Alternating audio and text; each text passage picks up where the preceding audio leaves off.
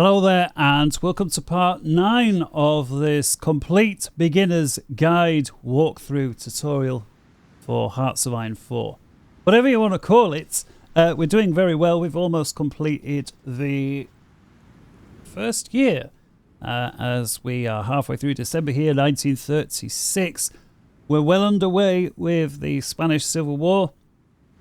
We've started to gain our experience there. And again, although some of the conflicts your game may and will vary somewhat, I'd like to think that most people's game, if you have been following along click for click, that you've gone through at least half of what's been going on here in northern Spain.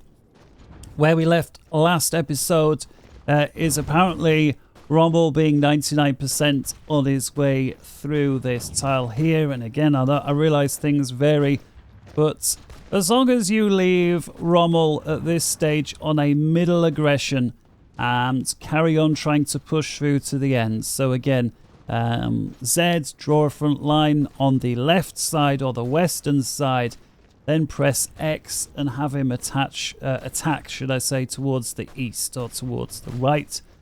And left to his own devices, that should continue. We discussed the supply, you know, how that works. So we've got motorization level 3 as opposed to horse-drawn supplies and so forth. So again, just leave that running. The only other time now we really want to concern ourselves with Spain is once Rommel has completed doing what he's doing up north here, and he will complete it. I don't care if your game has already completed it or if it's going to take another 3 or 4 months to complete. At some stage, Rommel will complete his endeavours in the northern part of Spain. So let's come out of that. We'll just let him continue there. Let's press on the logistics page up here and see where we are with tanks. So we're still short. In fact, we're 154 tanks and getting shorter all the time. Now, I really didn't want to have to disband my Panzer division at home, but the fact is, if we take a look on the recruitment page for the Panzers, each one of these Panzer divisions contains 240 tanks, and so if we're 154 tanks short, what that means is we're over half a division short overall, which is terrible. It means that our guys are going to start suffering more losses than had the divisions be full. So what we're going to have to do is really look at trying to address that issue. I may have to disband the division at home, although let's see if we can avoid that this episode. Next thing to do as we approach the winter months, we've got yet another governmental decision to make as we've just ticked over 150 political power. And again, if you're just shy of 150, just hit spacebar until you get to that point. And various decisions. So let's have a look at what else we can do on the political advisor front. I would say certainly one to consider before the outbreak of war here at some stages. This guy, Walter Funk, war industrialist, and if you take a look at that, he's going to enable us to build military factories more quickly, as well as dockyards and fuel silos. I have to say, in terms of stuff to build on the construction menus, fuel silos is one of those that I rarely, if ever, build. To build something that stores fuel, I find it's more cost effective to build something that generates fuel, which in this game is fuel refineries. But again, it's not entirely pointless. It's obviously a bit quicker and cheaper to build a silo. And then obviously you can try and fill fuel up. When it comes to resources, I think we've touched on it before, but it's worth mentioning again. Fuel is the only resource in this game that you can save up and amass into a pile, if you like, or in this case, into a fuel tank. You cannot save up rubber or steel or any of that good stuff. So in other words, if we just have a quick look over Germany, and again we'll press F8 menu to come to the resources page. Or again, if you ever forget which page you might want, you've got F1, F2, F3 for your Army, Navy, Air, and then you've got various other pages here that you can look at. In fact, if you press this little arrow here, you also get a bunch more pages, but not to make things too complicated. But if you do wish, you can certainly knock yourself out. Let's have a little look at the population page. But as we zoom in there, we can see actually Germany has quite a high or quite a dense population versus, say, France. So even though in terms of country size, they're very similar, you can see if we hover over, say, this tile, Thuringen, we've got 3 million. And if we find a similar sized tile in France, so there, 1.5 million. Lyon has 3 million. That's, of course, a large city. The area of Paris has 7 million. If we compare that with Berlin, that's just north of 7 million as well. But aside from Paris and Lyon, you can see much of France is this pale blue colour where we're talking like 1 to 2 million, whereas Germany it's more like 2 to 3. And that's why in totality, again, Germany has a few more people overall. But in any case, let's go back to what we were saying. So F8 for the resources. You can see some of these numbers are much higher since we've been researching some of the excavation technologies. So this area now in Moorsland is up to 120 steel. So insufficient resources, we'll just check that. We've still got that issue with the steel. And again, we're going to really need more steel as we try and ramp up our production to do with tanks. When it comes to modified government, then with 150, we've been over the political advisor stuff with regards to war industrialist. Again, it's certainly one that we want to do, and ideally before we start ramping up our production on military factories. Now, we will start and sprinkle 1 or 2 military factories in. I mean, we need to, because we need to start producing more tanks. But again, absence of not just having an infinite amount of political power, because if we did, I would absolutely get war industrialist right away. I think it's more important that we use our ability to hire one more advisor a little more carefully. Now, what's hugely important is to get some experience points in on some of our other services. Now, we've already got our army guy in. And so you can see that army experience is starting to raise. Now, the reason is threefold, okay? We've got our training that is ongoing at home. So that's generating a little trickle of army experience. The second thing is, of course, we've got an actual war going on in which we're participating. That's taking place here in Spain with Rommel. So that's generating a large amount of army experience. And then the other big one is the fact that we've actually got Franz Halder, or the commander of the army. And if you take a look, if I just hide myself, even if that's this guy here, so even if we were to completely turn off all the training, or let's just say cease all the training at home, we were not embroiled in this war. In fact, our army was to do absolutely nothing. I mean, we could dismiss the entire army. Just having this guy in place by himself will generate 0.3 pieces of experience or experience points per day just by having this guy in position. In addition to that, he's obviously assisting or enhancing our ability to attack by 10%. So hugely important. But again, we want to look at hiring somebody else. So the next one along here in this blue is Navy, and the third one in red is Air. So we really want to think about hiring somebody in that regard. Now, at this moment in time, Navy-wise, Navy had nothing to do with the conflict in Spain. There were naval forces involved in real life, but they were more just to form a cordon around Spain to make sure that neither side could get stuff in or out over and above what was already there. That was sort of an international agreement to basically fence the area off to prevent outside influence. You may say Germany has got outside influence, and there is, and I'm not entirely sure on the specifics on why or how that was allowed. And again, there are other sides as well that dipped their oar in. But suffice to say, the only forces involved here in Spain are the physical tanks on the grounds that we've got with Rommel and those 2 air wings that we attach to Rommel. So if we come over to Chief of Navy, although it'd be nice to get those points, again, we're not going to directly benefit from that straight away in this conflict. However, air-wise, we are.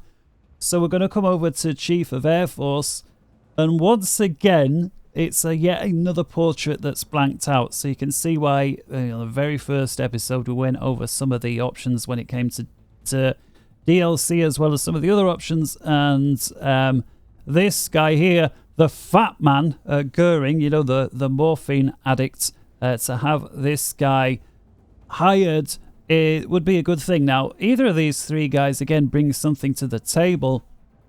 If we take a look at Kesselring there, aside from the air experience gain, which they all do, he also gets us an additional 10%. So 0.3 daily and then a whole 10% on top of that. Goering gets us a 10% air superiority bonus. And this is why I always go for Goering. What that means is your fighters are 10% better at being a fighter, basically, which is hugely important, especially when you consider Germany is short on aircraft. You know, if you look at the war in real life as well as in the game here, when it comes to producing aircraft, other countries combined equal the amount of air you produce or outnumber. I mean, Germany and the UK outproduced Germany by itself year in, year out, with the exception of 1944. 1944 was the only year where Germany produced more aircraft than the UK by itself. But then, of course, you had France producing aircraft, although that was obviously a limited number, certainly after 1941. Russia was a big one, vastly outproduced Germany. America vastly outproduced Germany, and you can go on with other nations as well.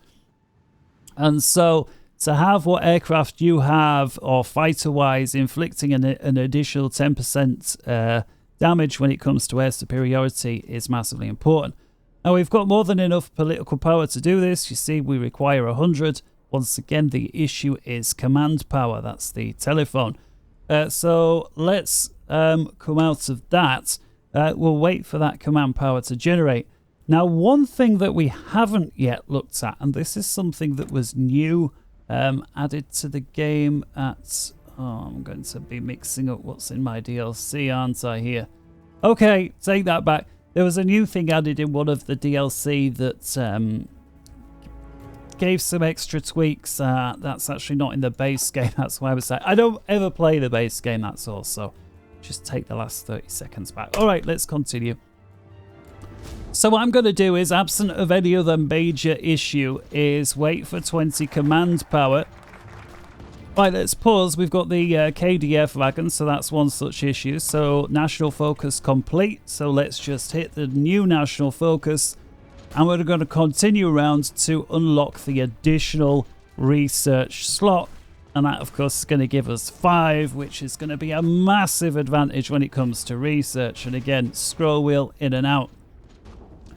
One thing that I never addressed was, despite there being this entire focus tree that you see from left to right, we've got this disconnected portion of the focus tree here, what they call continuous focuses. And once we have researched a certain number of trees, so apparently it looks like we need 10 in total, we could, if we wanted, set one of these focus trees going. And if we take a look at something like construction engineering, I mean, there's a whole bunch of bonuses there. And so the way I like to typically play is once I've done all the focus trees up here that I'm interested in, and there are certain things further down that perhaps I'm just not interested in, rather than pursuing a focus tree into something that I'm not interested in, I will switch over to construction engineering just because it's going to help me build stuff that much more quickly. Another useful option I find over here is resistance suppression, and if you find yourself controlling lots of countries and they're starting to give you hassle, being able to switch to this, which reduces that suppression by somewhat, or by 5%, is at least a little helpful as well. 5% may not sound like much, but when you're talking many millions of people across maybe tens of countries, it starts to really stack up. Okay, so been over that, so let's look for the next one. Like we've said, extra research slot will hit that. And again, you can see there that there are two ways to get to it, either this way or had we gone this way, that would also work as well. Let's hit OK. And once again, we're still waiting for that research. And as we zoom in, we're still waiting for the battle. Now, what's hugely helpful here is we've taken over the harbour there. So providing we don't lose that tile again so that the enemy recaptures it, these guys are going to be running low on supply. And just like before, as soon as they run out of supply and we've got them somewhat surrounded, they're going to be much easier to kill, which is what seems to be happening right now.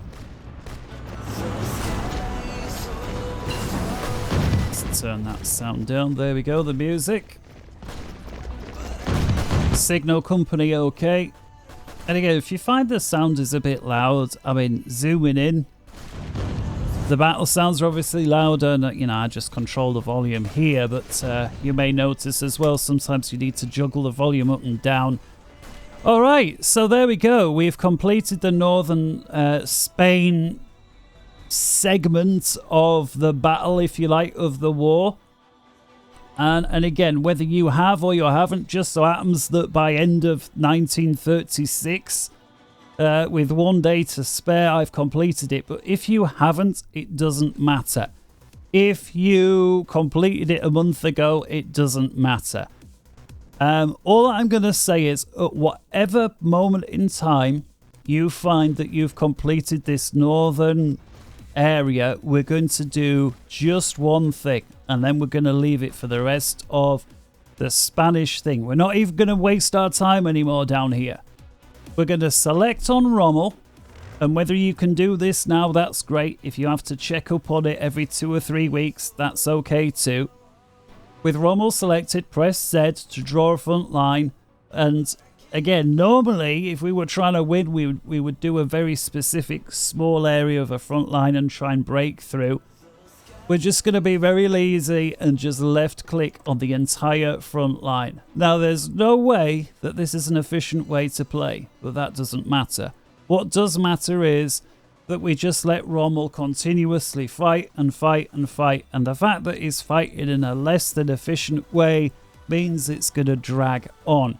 Now, we're not going to tell him to be super aggressive because we'll just lose so much stuff, but nor are we going to tell him to be so cautious because he's probably not going to do much of anything at all. So we'll leave it there on level 2. And of course, aside from drawing the front line, we need to issue an order. So with the front line or the Z key sorted, we press X and we're going to give ourselves a destination. So I'm just going to, let's give our destination here towards Valencia. So I'm going to right click drag, and I'm just going to drag on that one tile. That's it, just that one area. And again, if you right click drag like this, rather than having to redo it, if you go wrong, just don't let go and just move it back the way that you came, as opposed to drawing it sort of in a circle, which is, I don't know why you would do that. So just go back whence you came and just leave that single tile at Valencia. And we're just going to let Rommel do whatever he thinks there to leave that going. Now, again, we had this shortage of equipment and we really need to address that. Thankfully, we've got various icons up there that are calling for our attention, so that's where we're going to go with next. So let's give Rommel the order to go. That's fine. Let's press escape to make sure we don't accidentally upset those orders by any ways or how. We're now going to click on to the German theatre so that we come back over to Germany. We've got various guys still training, generals, which is great, with the exception of this guy who has our only other panzer division. And again, this is the general and the panzer division that if things get much worse over in Spain, I'm going to have to disband this division to free up those, to free up the equipment. Right, before we deal with that though, let's go ahead and get some of these notifications out the way. So I'm going to start with free civilian factories for no other reason than this is never a good icon to see up there for more than a day or two. And the reason is that unlike, say, research, where if you don't immediately make use of it, it starts filling up for so and so many days, that's not the case with civilian factories. In other words, if they're not doing anything, they're not doing anything. That's it. It's not like, oh, well, they're not doing anything, but it's going to save up a buffer and then you can put that to use. You can't. Now, this is brilliant. Look how far we've progressed so far. We've got a total of 57 factories. We've got an additional 2 factories still from trade, which means altogether we've got the use of 59. 58 of which are doing something, and that actually equates to a full 3 rows. So we can actually start on a 4th row. We'll only have 1 factory to begin with, at least on that 4th row, but we've got 4 rows. So we're really progressing. And again, we're short on panzers, so we need more. So rather than continuing to build more civilian factories, I'm actually going to put a couple of factories down. Military factories, so we'll select that and we'll look for a suitable state to do so. I'll tell you what, look at this, Moorsland, see there, because we upgraded the state, look at this, there's 10 factories in there already. They're working on an additional 2, that are these 2 civilian, but there's actually room then for 2 more. Perfect place to put 2 military factories in, so I'm going to left click. And so Moorsland's now got the civilian factories as well as 2 more military factories to do. And then again, that turns the state blue because it's then going to be full. Brilliant. Okay, let's come away from that. Now, before I forget, if we come over to the production menu, I'm just going to scroll down and show you something.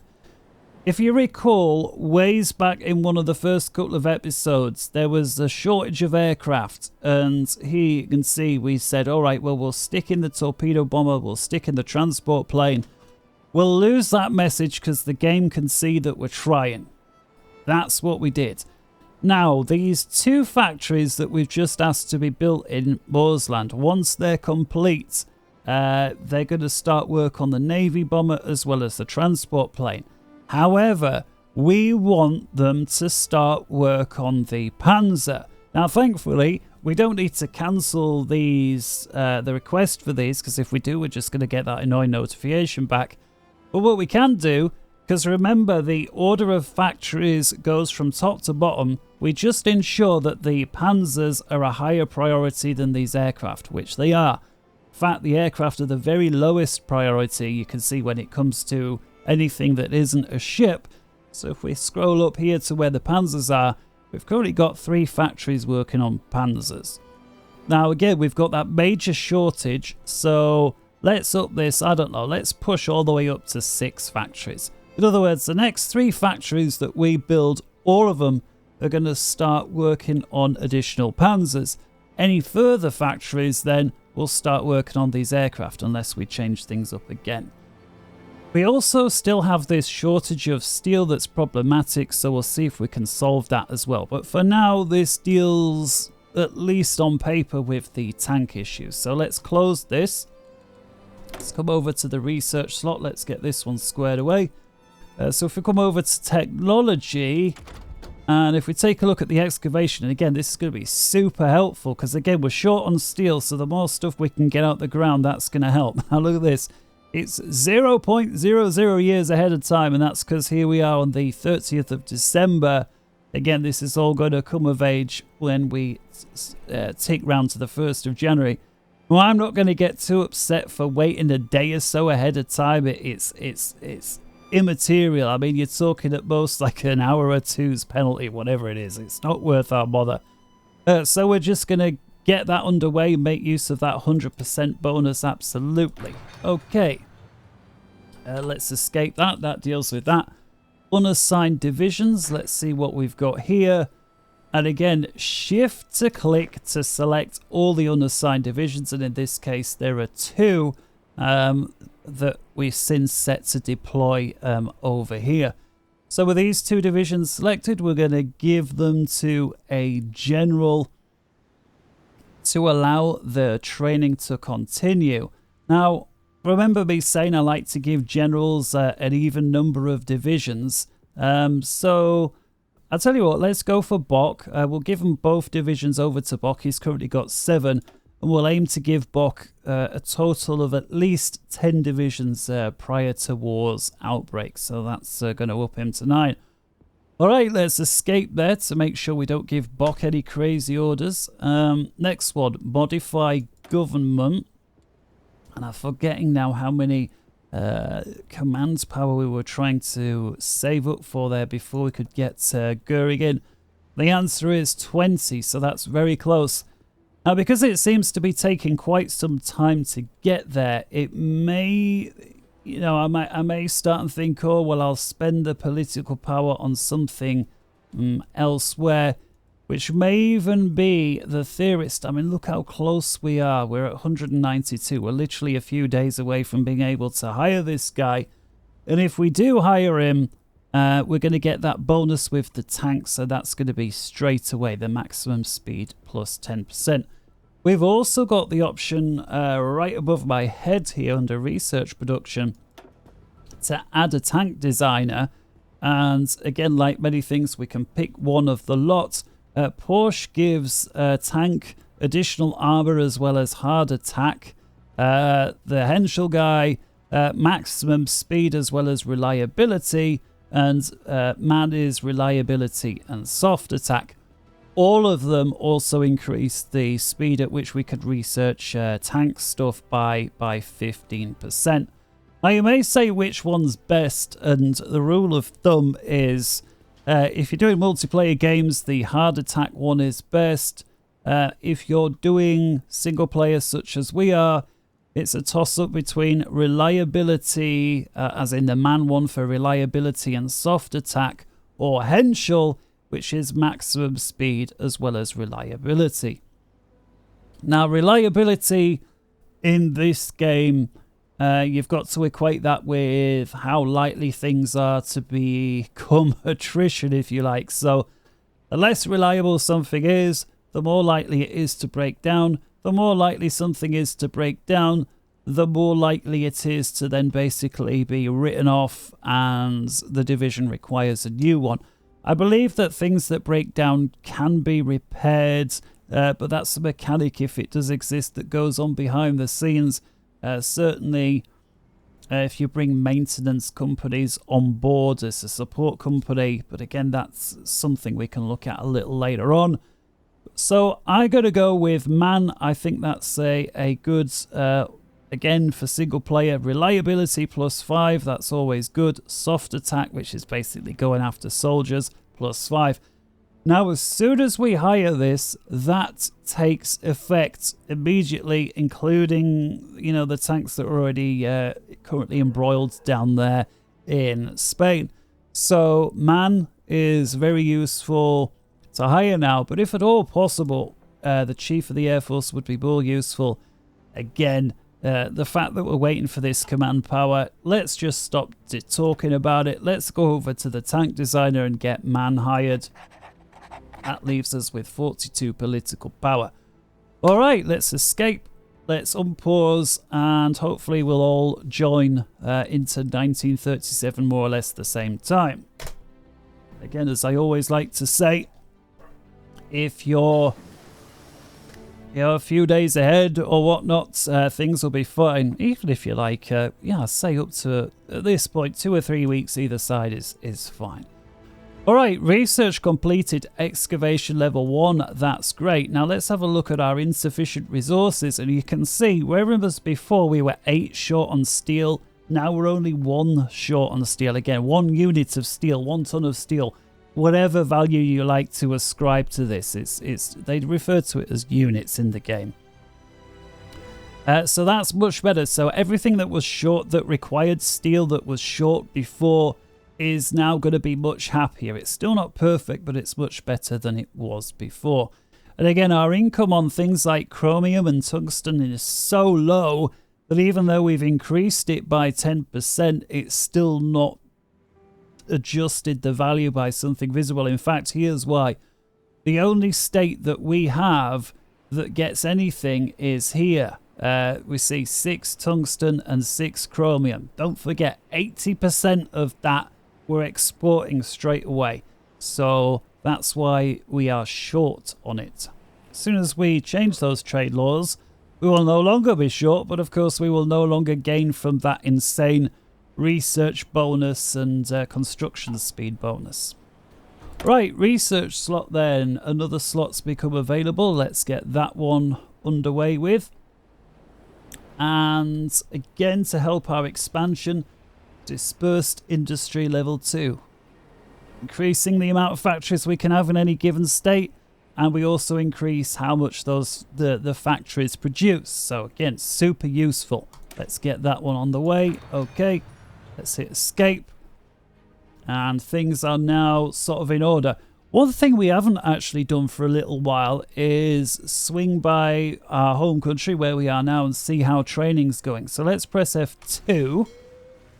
We'll take a look at U-boat. Now take a look at this. The U-boat flotilla, the 3rd flotilla, has already got 8 out of the 10 subs that we've authorized them to have. So if we take a look up here, we need to get these green lights on. Automatic reinforcement is enabled, we know, because the green light's on. Automatic split off is disabled, and again, this is disabled by default. So we definitely need to make sure we turn that on, and now we're going to set this flotilla to begin training. So there we go, and again, to get these up to Silver Star or as near as dang it. So that's great there, so let's escape to deselect. Take a look down here. We've got a single destroyer that's been produced at some point. That's ready to go. Where do we put it? Well, if we come over to our flotilla or our surface fleet here on the left side, although I do want to increase the amount of destroyers certainly in this flotilla because we've got 3 heavy cruisers, so ideally I would like there to be about 12 destroyers, and again that's because I'm going to put 4 destroyers for every 1 capital ship. What I also wanted to do, if you remember me saying it when we discussed Navy for the first time, is it's very inefficient or it's very expensive to patrol capital ships. These capital ships we'd set over here on Strike Force, which means they're going to wait to hear from somebody to say, hang on, we've detected some enemy guys out here, and then they're going to steam out and try and intercept. Who does that reporting to say, hey, we've got some guys out here? Well, like I say, we need a smaller group of cheaper ships, in other words, 2 or 3 destroyers going around together on patrol to seek out the enemy. And so that's exactly what we're going to look at creating right now. So I'm going to select on this where we've got our single destroyer that's raring to go. I'm going to right click onto the surface admiral, so the one on the left there, Admiral Raider I think he was called. And that now creates a new flotilla. Okay, so if we look, select the Admiral, these are all the ships under his control, and all the flotillas are above us. The existing one with the heavy cruisers, if we select the second one here, this is the existing flotilla with the battleships.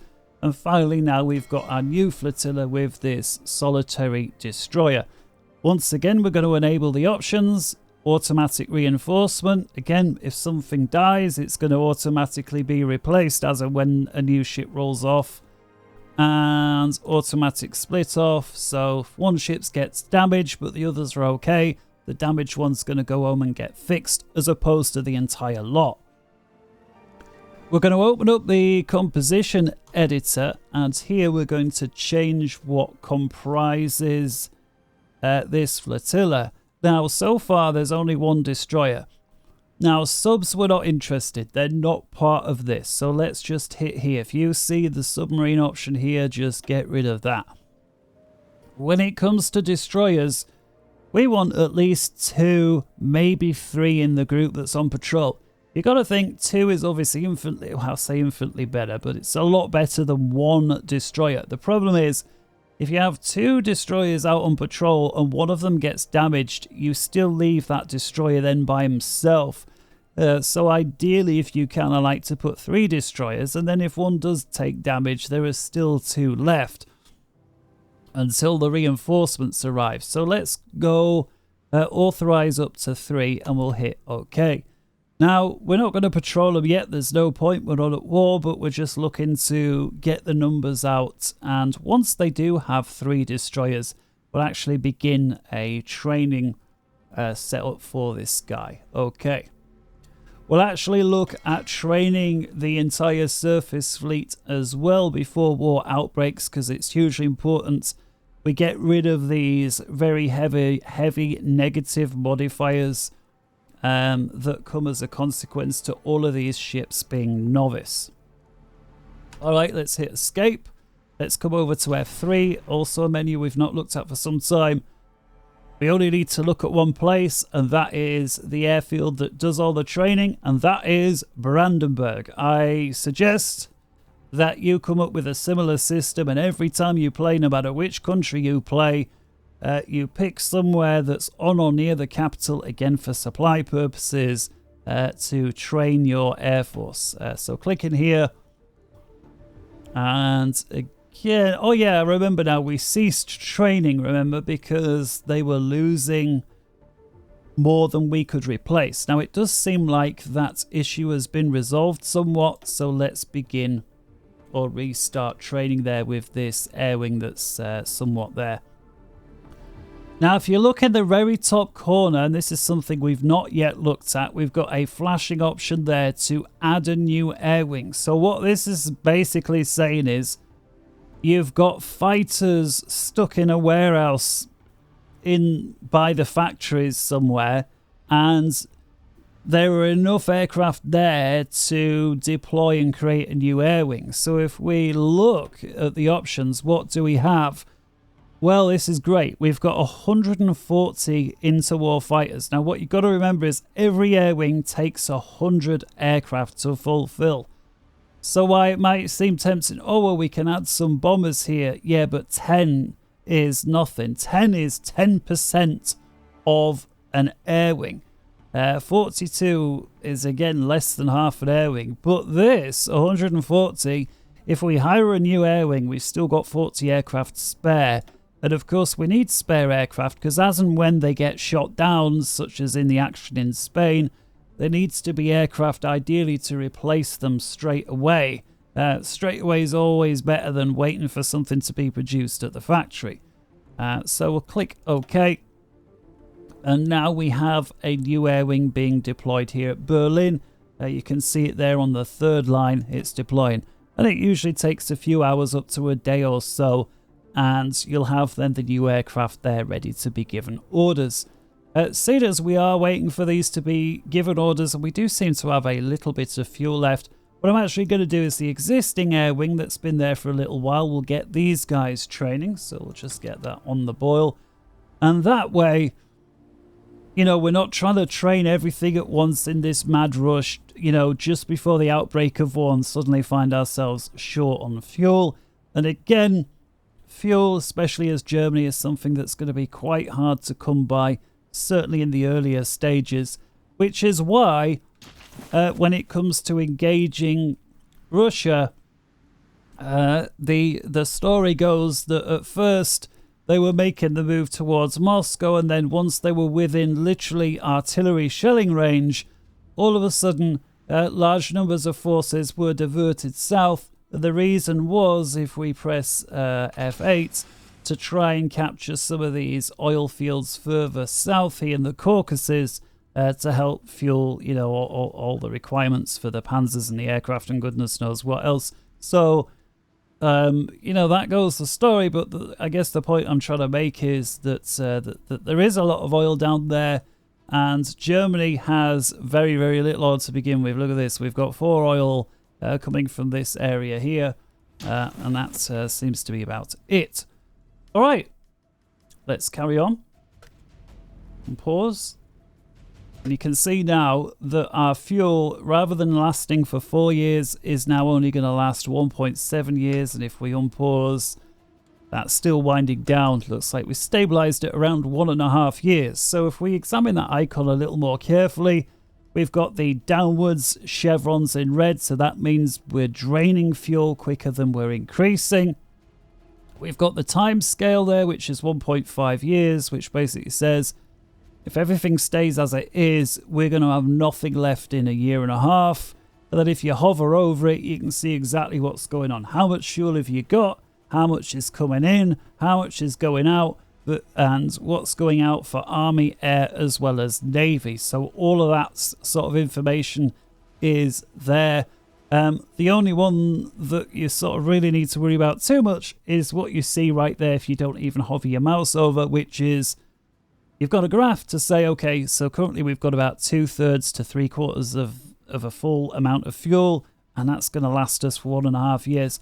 I often find myself, when I'm playing this game, get down to literally days worth of fuel left, and you're just hoping that whatever part of the war that you're on can conclude before that fuel runs out. Absent of that, you need to suddenly embark on a massive trading mad run to try and get as much oil in as you can. You risk loads of convoys in doing that trade, and of course the British Empire is keen and ready, waiting to pounce. Okay, let's have a little click on Spain, and we'll just unpause. And again, we're playing on high speed here now, or level 4, because we're no longer trying to micro what's going on here. We don't, you know, as long as nothing here gets too insane, just check back on it every once in a while. We can see there things are going pretty well. In fact, look at this. Rommel's actually pushed in with a Panzer division right here. He's right next to Madrid there, so he's going super aggressive.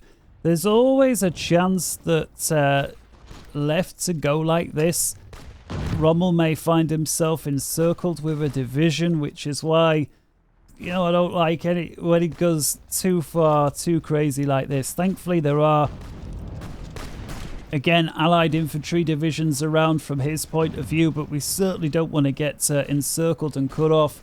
And have a look at this. We're beginning to run out of supplies here with this division because he's so far advanced and so far ahead away from the supply base. The nearest supply base, by the way, from Rommel's point of view, if we track this backwards, is this spot here. Again, every time you see railway lines, where there's a railway station, that's where the supply comes from.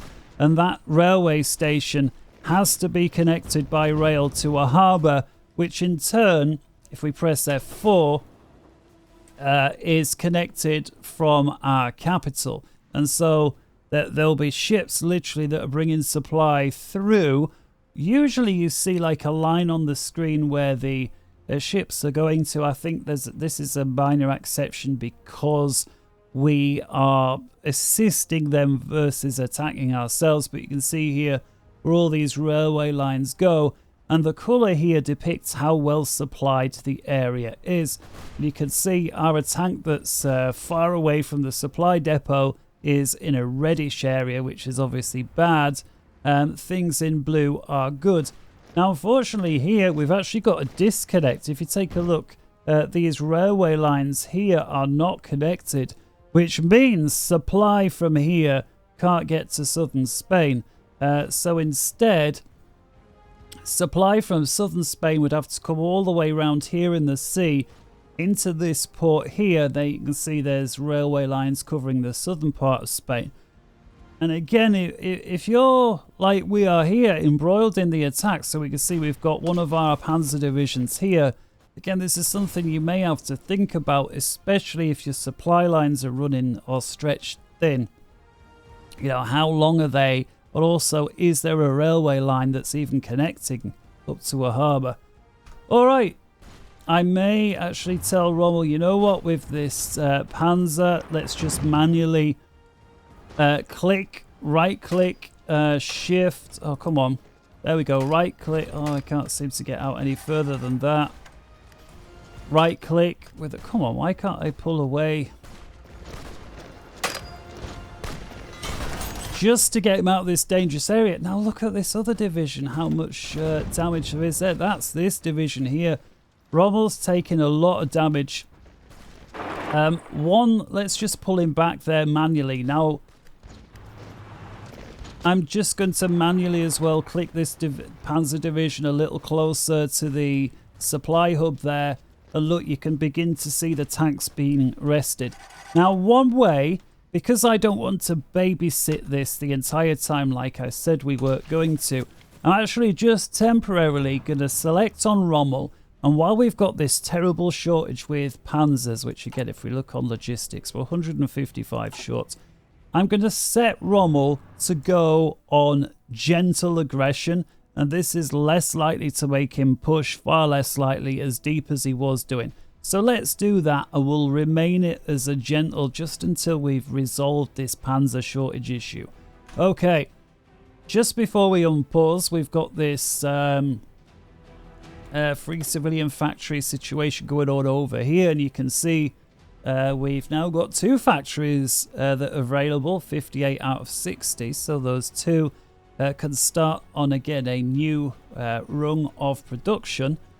So let's come down to pick somewhere else. I think I'm going to put 3 factories down in Hanover, or sorry, 4 factories down in Hanover. So let's left shift and then left click to fill that state up with factories. Saxon is almost complete as well with the road network, which is this state here. And at that time, it might also be worthwhile putting another 3 civilian factories down into Saxon, because of course, when it's 100% road network, they will build more quickly. So let's shift and left click onto Saxon as well. All right, that's that done. Let's click away. Let's press escape, make sure nothing's selected, which it is. Let's select on the Germany region and unpause. Just press escape to deselect.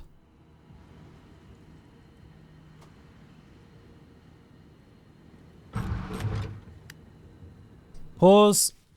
We'll take a look at what's going on there.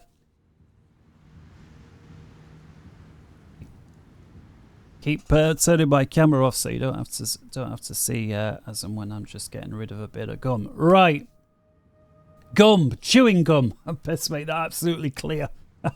Living in the UK, right?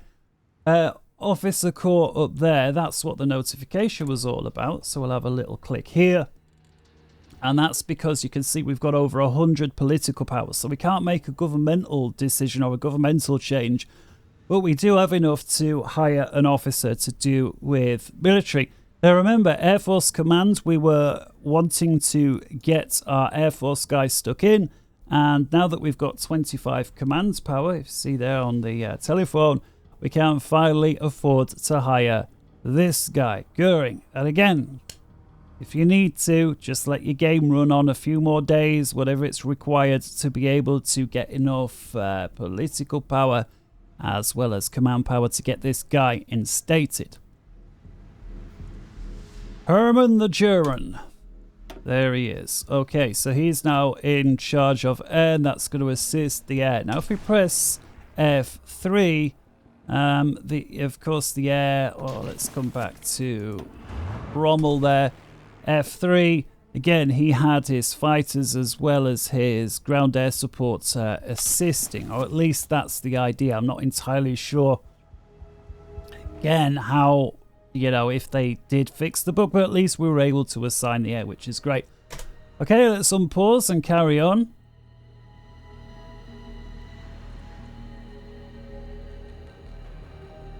Let's have a quick look at insufficient resources. It's still just the same as it was. Again, minor deficiency doesn't bother me. If something's massively behind, that's where you really need to look at, right, what can we do? And again, we've got that free trade agreement that we mustn't forget about, that we absolutely need to knock on the heads before, and actually a little bit before the outbreak. Because one of the things, and I realise I haven't touched on it yet, but it's just, you know, there's only so much you can say at a time. And if we take a look at the free trade laws, look at the lower two items there that are in red: civilian intelligence to others, Navy intelligence to others. And again, we've got red modifiers. So another way of saying that is, if you're doing a lot of trade with foreign countries, other countries are able to pick up on what your country is doing, just because, not necessarily just because they can see what's flowing in and out of your country, but in addition to that, there's obviously a lot of logistical drivers and so on, and, you know, people talk, and, you know, if you're somebody that drives in and out of Germany or wherever it is with a lorry full of stuff all day, every day, you're going to be saying like, oh, you should see over there, they've got loads of these big refineries, and, you know, little chit chat like that adds up to provide these intelligence modifiers, which of course, the more trade you're doing, the more drivers, the more chit chat, the more of a negative modifier that intelligence or intelligence leak is. So if we reduce the trade, fewer of all of the above. Alright, as we get halfway through February, we'll have another pause. So February the 14th. From Valentine's Day, and what better present could you wish for on Valentine's Day than improved interwar artillery? And again, same thing, day or two, right? Okay, so we'll set, you know, if you're a day or two ahead, whatever, behind, we'll set ourselves a new piece of technology going. We will review. Now, anti-tank I really like for various reasons, not least that we get to have, you know, soldiers with or armed with the mobile anti-tank here, the so-called PAC 36, which means, you know, if the enemy rolls up with a tank, we don't necessarily need a tank of our own to deal with it. We can have, I think we sort of see a black and white soft image of one there. That could be regular artillery, I think. The tank, anti-tank generally points directly at the tank versus just high over and above. You'd never hit anything like that. But yeah, so there is that. But let's review some of the others. Again, industry to me I just feel is a more important way to go through. This one is hugely important now, and again, because it's not ahead of time, the improved machine tools. And again, reason being for the efficiency cap. The longer a factory does a single job, the better at doing that job it gets, the more stuff is produced at the end of the day, and it doesn't cost any more resources. So this is, you get more for less, as well as it being more quickly. So there's so many reasons to make sure you don't neglect this on the left hand side. So let's do that. We're only a couple of days off the fuel refining, so let's pause it again. And because our fuel refinery, as best as I know, I think we have one, and that's it. So let's have a look. If we look at the synthetic refineries, do we even have one? I'm not sure. Let's have a look. Because if I press F8 to review our resources, there is a single income of oil there at Hanover, and I'm not sure if that's because we've got a refinery or if that's because we've got an oil well, as it were, as opposed to a synthetic refinery. I think it is a genuine oil well. So we don't have any synthetic refineries yet. So researching to improve the amount of oil we get from a synthetic refinery is obviously only going to benefit us once we have synthetic oil refineries, which Germany absolutely requires because it has no oil of its own. It requires, there's this weird technology, I forgot the exact name of it, but it basically converts oil, coal, should I say, into oil. And this weird process has a name, and Germany used it during World War II to supply all its aircraft, its tanks, its whatever. And in large part, that's why after the war, America was very keen to snap up as many German scientists as they could, so that this technology, so that America could understand what was going on. And Russia did the same. If you look at Russia pre and during the war, they produced very little of their own oil. After the war, they're one of the largest oil producers that there is going. And again, depends who you listen to and who you believe as to, whether it was the German scientists had something to do with that or not. But regardless, let's leave that one there. Let's take a look back at what else we could produce. So again, we've got the option here to increase our oil production. But again, and if you take a look at the tab, fuel gain from refineries plus 50%. Well, that's a massive increase, right? But again, if we don't have any refineries, we're not really going to gain anything. So, but definitely one we want to look at. Let's see if there's something that will give us a more immediate gain. So we've got engineering. The next level on engineering there, unfortunately, is still the best part of a year away. So we're going to get pretty heavily penalized on that. One thing we've not yet looked at is radar. So having unlocked the radio there with 1936, we can certainly think about starting the radar. Now, radar comes with the obvious benefit of, we can detect enemy aircraft coming, and the higher level the radar is, the further away we can detect the enemy aircraft from coming. So that is obviously an advantage, but there is also this advantage within the game, and here it's defined as coordination plus 1%, coordination plus 1, coordination plus 1, and this is I'm going to struggle to explain this very well within this tutorial, but it's basically things, different parts of your infantry or your military just work together more better. That's terrible English. Things work together in a more cohesive way. And some of you may say, well, isn't that what coordination is? Yes. But what I'm trying to say is this isn't just this mythical figure, oh, well, coordination, that sounds good, let's have that. It actually does translate to military units working together in a more favourable way to you. So even if you were not to build any radar bases, but you were still going to research radar installations, you would just find things work together slightly better than not. How or why that is, I don't know, other than to say, because they unlock 1% modifier in coordination in your favour. So, definitely worth looking at. Aircraft-wise, all of these are still way ahead of time, with the exception of the heavy fighter. I find the heavy fighter, first off, is very expensive to produce. It takes a lot longer to build one of these than it does a regular fighter. So for the reason that it's not unlocked yet, and that they're so expensive to produce, and that we need so many of them and quick, it makes more sense to stick with the cheaper fighters. The little option there in the corner is just to produce the same fighter but a carrier version of that fighter. Now, obviously, some countries you're going to be more heavily relying on carriers. America, Japan, Britain, to name perhaps three of the bigger ones, Italy as well.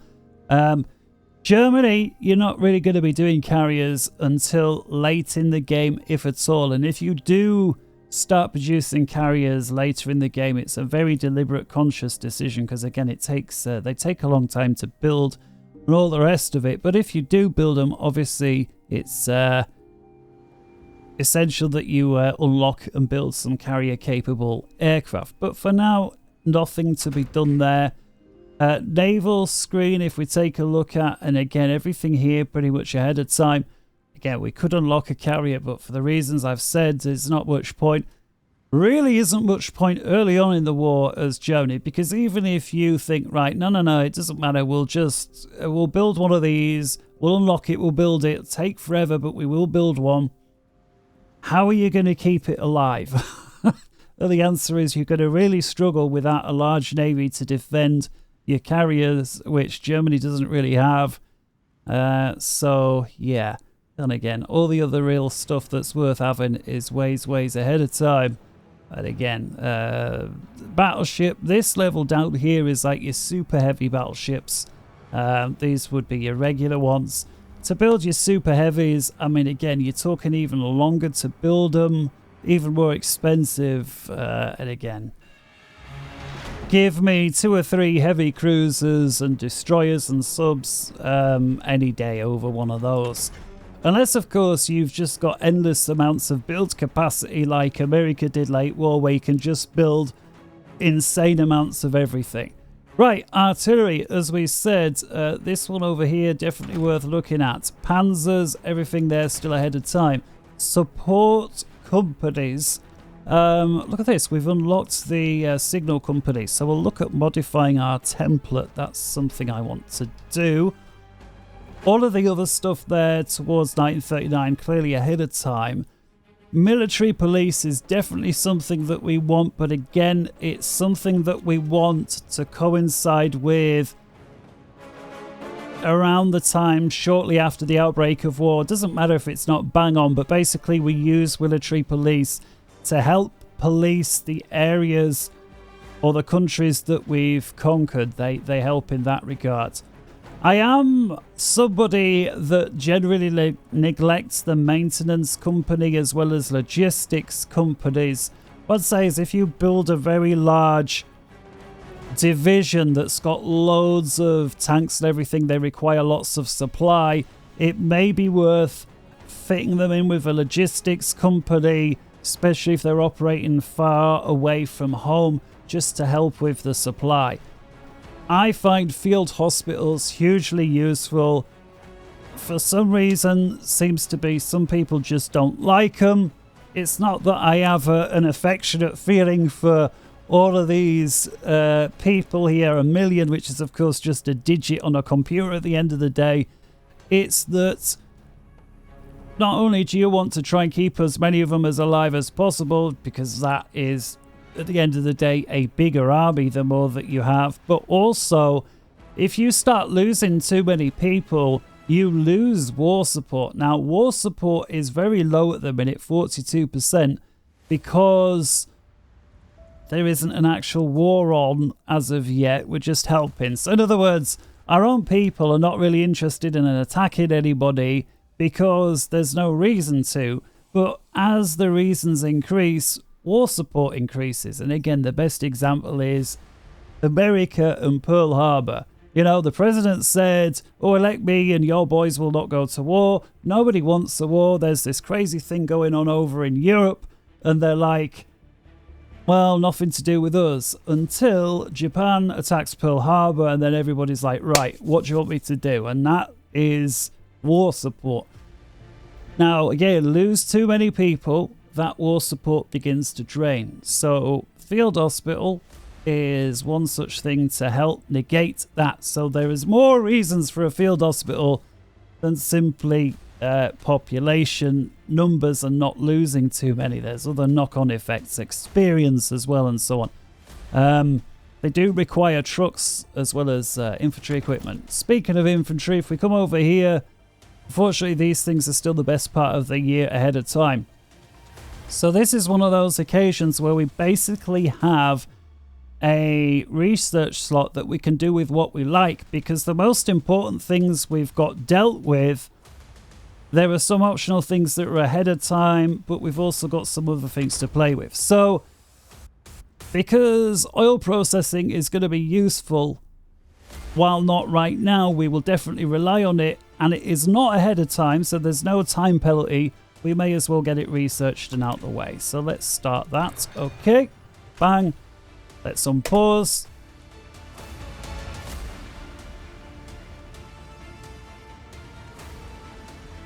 Let's press F3 and have a look how our aircraft are doing. So we'll pause just to have a quick look. Brandenburg, we'll look at this. Fighter here's got the silver bar, so let's stop the training and we'll fly it away from Brandenburg. I'll tell you what, let's put this fighter over at this airbase up here that's currently empty. Press escape so we don't select anything else. Click on the airbase again. This bomber here, look at this, he's basically at 100%. It appears that every time he gets up to 100, the training continues, somebody crashes, it drops down to 99. He loses a smidgen of experience. Let's see if we can catch it. Let's slow time down to bar 2. Let's unpause. Pause. There you see. So as soon as you see your guy get a silver bar like that, cancel the training and once again send him over to the airbase over there. So what we're going to do now is just find somebody else to continue. So we've got this fighter wing here. Set those training.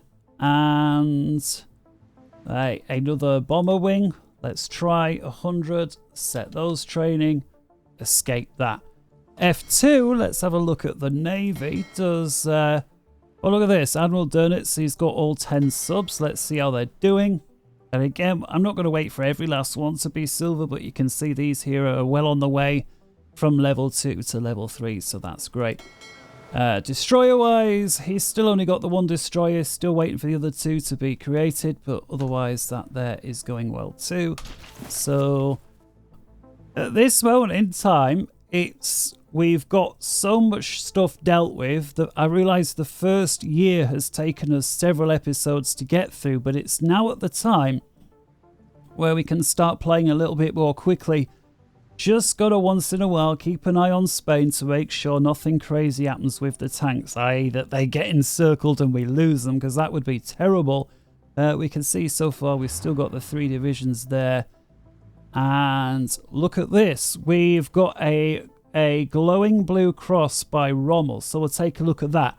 Also have a look at the experience here on the Panzers. So we see here level 3. But look at these, a couple of them, are, at least on my version of the game now, are up to level 4, which is seasoned. That gives them a 50% modifier in combat. So again, the same number of tanks and personnel, they're just getting good at what they do. And so they're 50% better than these guys who are 25% better. And again, compare that to complete novices that have that 10% minus modifier. This one's almost twice as good as 2 complete novice, so huge advantage. And this guy, look at this, he's also how far is he on the way there? He's 68% on the way to level 5. So let's unpause, and if you're following along, wait until you've, like you see here, got at least 15 command power. We'll go and play towards the end of February. Extra research slot. Okay, we'll deal with that in a sec. Let's just press OK. And pause. 28th of Feb. Okay. Hopefully your Rommel has got this flashing blue cross. If not, don't worry about it. But if he has, follow along. Take a look at this. He has earned himself the Panzer Leader trait. And now, scroll on the left, he's still got 2 traits available to him. Of course, the Guerrilla Fighter down here, we've been over that, not really appropriate. But what is the choice here between Panzer Expert or a Combined Arms Expert?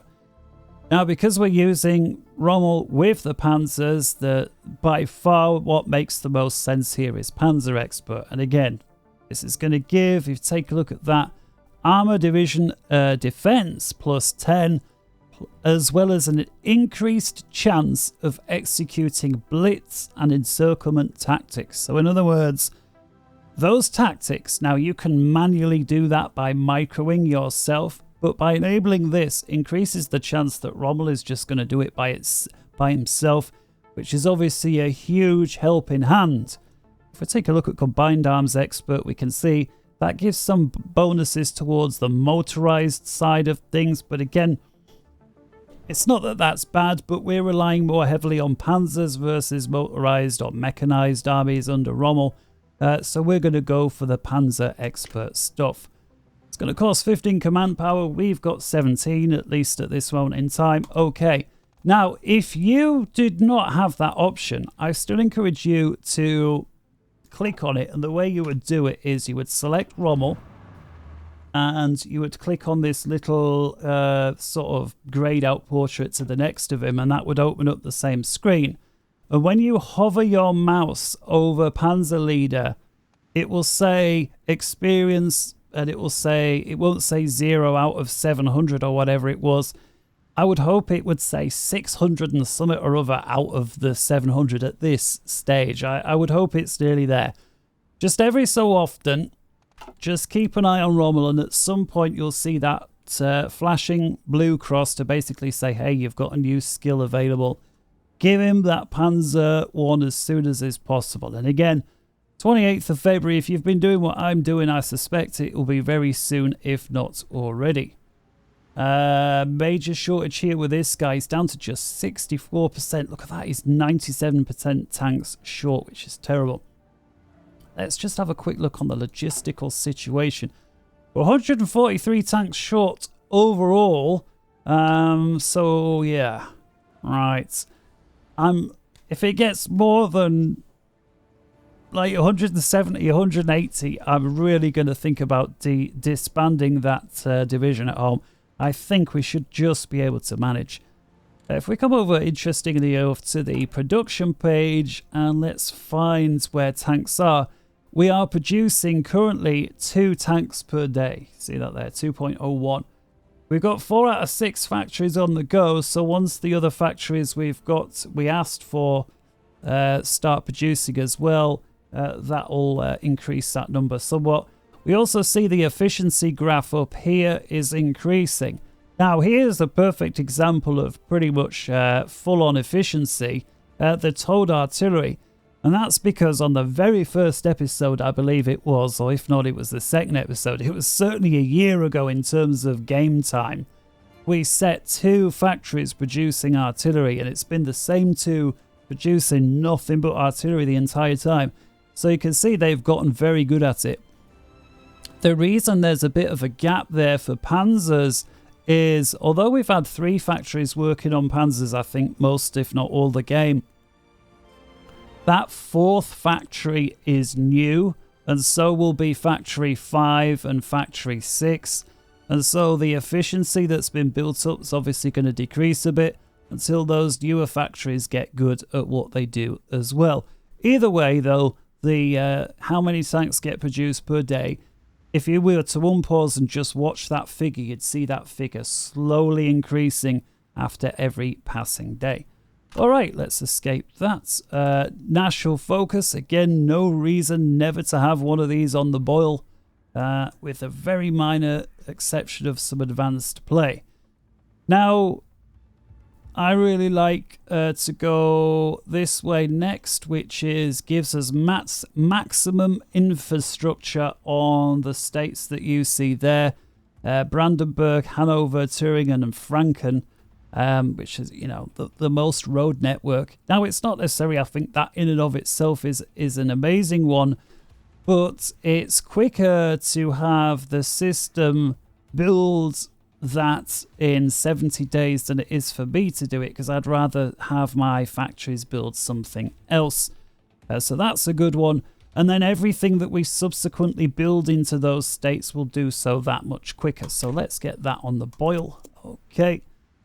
Research slot available, and now you can see we've got our 5 research slots as opposed to 4, which is of course brilliant. Now, the industry tab, everything there is on the go. Rubber is obviously one that we would like, you know, very important for building aircraft as well as trucks. Coming over to the engineering tab, again, we said radar was important. The computing machine there is still ahead of time, so I'm just going to quickly look through aircraft, all ahead of time, with the exception of the fighter. Naval, it's ahead of time. Artillery, we've got the pack. The rest is ahead. Tanks are ahead. Support equipment. Before war's outbreak, ideally we would like military police as well as field hospital, but it is not as urgent as the rest of the stuff. When it comes to regular infantry, the equipment here is mostly ahead of time. Special forces, here we've got the Marines, the paratroopers, as well as the Mountaineers, and special forces in and of their own right. Again, this is a group of infantry that I almost always neglect. I'm not sure how many players actively make use of these on the regular basis, but again, in this case, they're kind of like soldiers, but as you can see there, they're going to be better at fighting in the heat as well as the cold. They acclimatize to it more quickly, and of course, the further advanced we go, the more and more additional bonuses they have over just regular infantry, so to speak. So I think having looked at all of these options, it would make sense to get the radar on the go, and not least so that we can start building some basic radar infrastructure in and around our capital. So let's get that started. Okay, press escape. And we're really getting somewhere now. It's nice to see. So I'm going to unpause. Select Rommel. Slight delay there as we tick over to March. And I really need to make sure now that our tank deficit doesn't get any worse. So look at this. We're 141 tanks short. 139. 137. You can see here there's the overall net gain. It's saying on average there's a surplus of 0.89 tanks per day, which is obviously hugely important when we're behind overall. And again, if there's a battle, you may all of a sudden find this number jumps up into the red by 5 or 6 tanks because, you know, there's been a loss. Reckons it's going to take 68 days to plug the gap. Okay, whatever. Quick look at modifying the officer corps then. You can select a theorist. Well, there's no point because we've only got 100 political power. We know the deal there. So let's go ahead and pause. We'll have a quick look back at the Air Force situation. We'll click on Berlin. They're still trading. Okay, pause, pause, pause, pause. You always want to pause when you see the Free Civilian Factories icon because that is, of course, something that we can't save up like we've said before. So let's come over to the default view, F1, and look at our construction tab. And I think we need one more military factory because we asked for 2. And remember, we put down 3 more for the Panzers. So let's go ahead and put our 3rd military factory down. I think I'm actually going to place it in Oberbayern. We'll just put the 1. Well, this we're not gaining any factories at all now from trade. So the 59 factories that we have, all of them are our own. So we're basically completely self-sufficient now when it comes to factories, which is of course good. If some trade does take place, again, that's just going to benefit us even more with additional factories. But for now, there, all is looking well. Now, as soon as this factory completes at Moosland, you can see the one that's being done there. It's almost complete. There is no further factories to be created at Moosland, so we're just going to get yet another notification that factories are available, and we'll end up with 60. So we may as well queue up some additional orders. Now, what I really like to do is, if we see over here on the eastern end of Germany here, this is only 60%, 60%, 60%, but they have got a lot of building slots. 3 out of 9, 1 out of 9, 0 out of 7. So it makes sense to increase those road networks before we start building, as opposed to, for example, this slot here where it says 7 out of 9.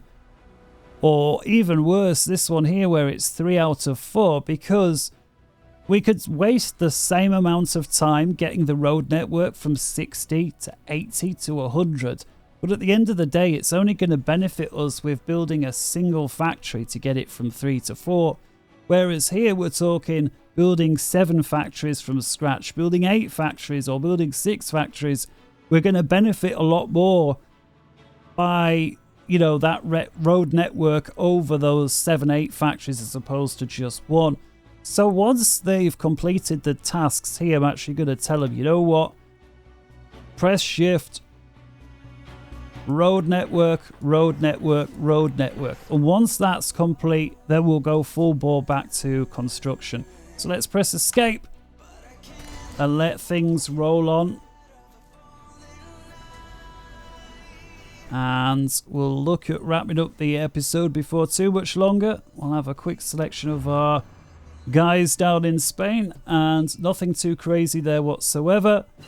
We're whizzing through time quite quickly now. Okay, pause. Yet another lot of excavation has been complete. Let's have a quick look at logistics.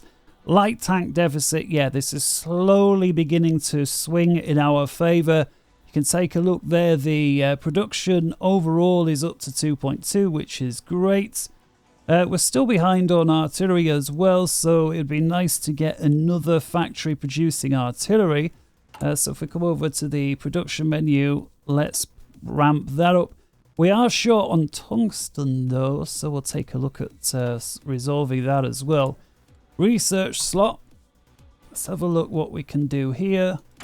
Engineering, we've been over a lot of these, so let's come over to our artillery. Let's unlock the anti-tank. Important we get that one done. Hit escape. Carry on.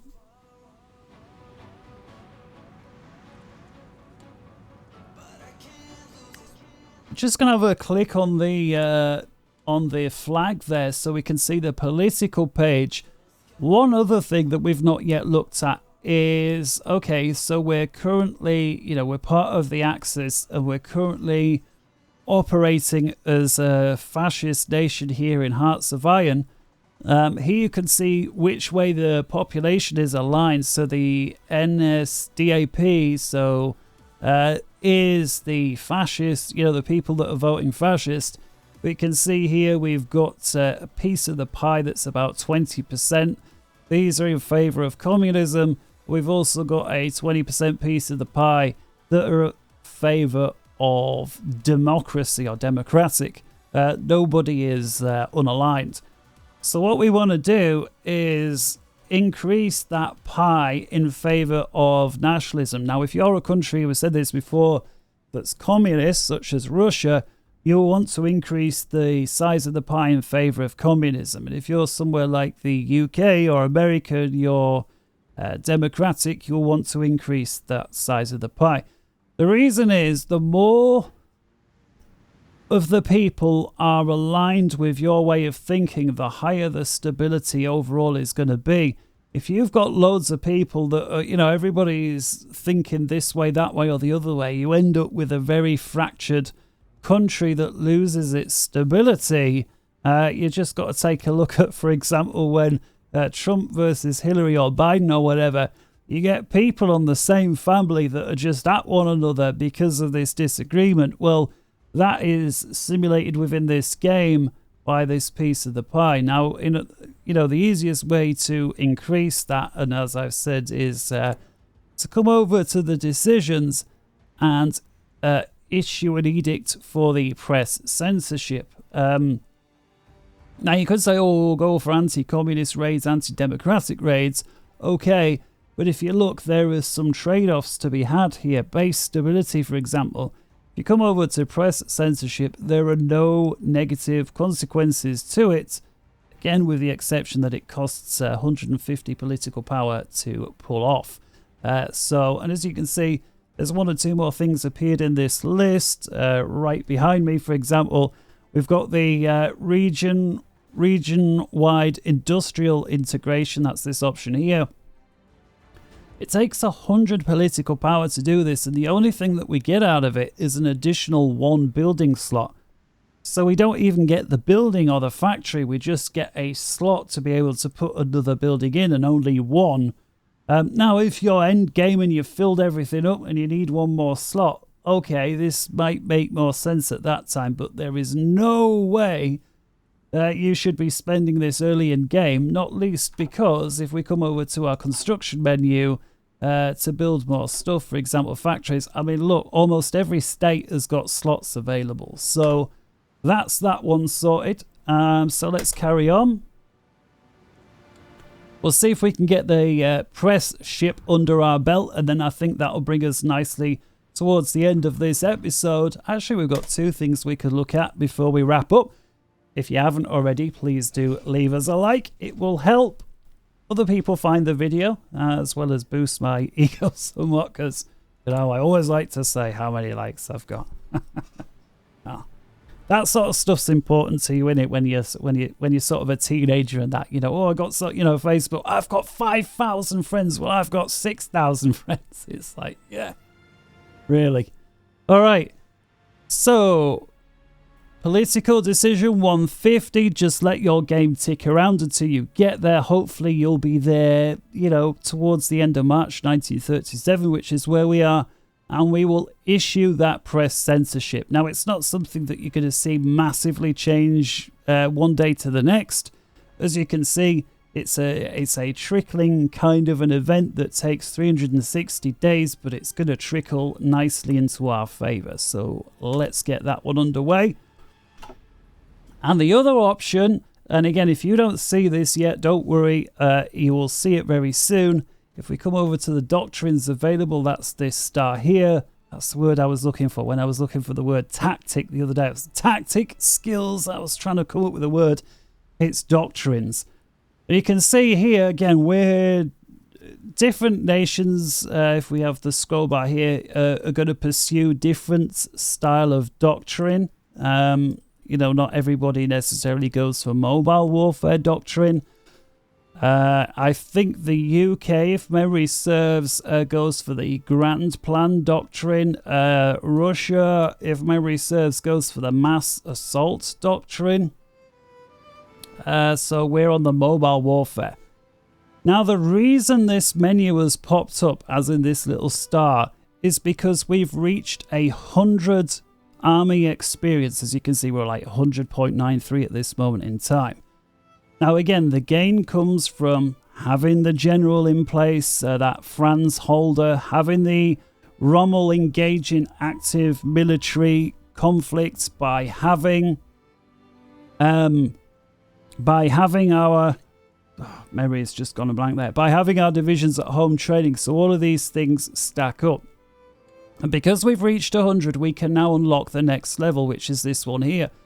So this is a delay tactic. And you may say, well, what on earth is a delay tactic? Well, whatever it might mean in the real world, as far as the game goes, it increases all the organization of infantry as well as motorized and mechanical divisions by 15. So an increased organization. Remember, we were saying organization, another way of looking at is how tired people are versus how ready they are to go.